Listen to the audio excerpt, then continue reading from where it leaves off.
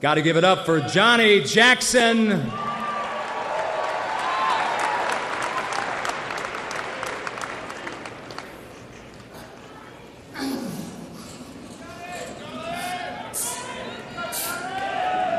Sean, I like to call this guy Mr. Potential. He packs a ton of muscle. As Mike Adamley pointed out, he is one of the stronger guys out there. In fact, many people feel he has the best traps in bodybuilding. And Ronnie Coleman aside, in fact, maybe Ronnie Coleman included.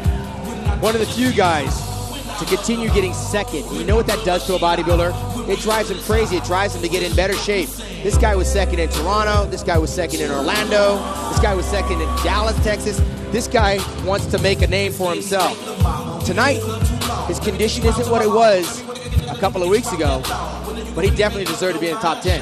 Well, he's competed in his third career Mr. Olympia. He has not finished higher than 11th. That was back in 2003. He's been a pro since winning the overall of the 2001 NPC Nationals. And Sean, as we talked about earlier, he is a perennial runner-up at some of the other events, so I know he's hungry and he's ready to make his impact and make his mark on this show. Well, I'll tell you, man, being second place, that's sometimes the best medicine. But when you're at the Mr. Olympia, cracking the top 10, cracking the top 5, I mean, you're always starting over, Dan. And this is only his third Mr. Olympia contest. This is something the guy's dreamed about. You don't get here by wishful thinking. But he definitely looks hard, he looks dry. His training style, although it's a radical different from mine, it works for him. He's a powerful bodybuilder, and it shows.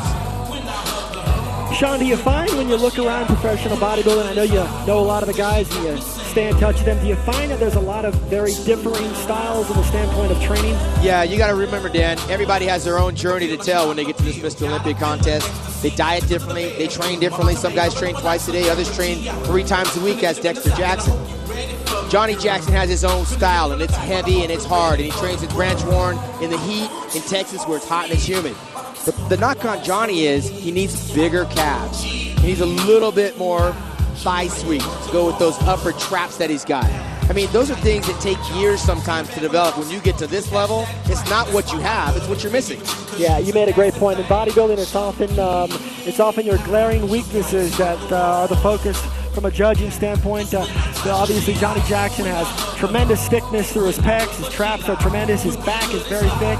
But the minute you're able to identify a weakness, that's when you knock him down. Yeah, you know what? Year to year, the judges are looking to see if you're bringing those weaknesses up. More importantly, what works for Johnnie Jackson, what keeps him to the top of these competitions, is that he comes in shape. They have to reward that, regardless of the weaknesses that he's still working on. His conditioning is always spot on. Yeah, as far as aesthetics and symmetry, he definitely foots the bill. Surprisingly soft-spoken, too, for a guy this big and powerful. Johnnie Jackson from Texas. Johnnie Jackson, a style all his own.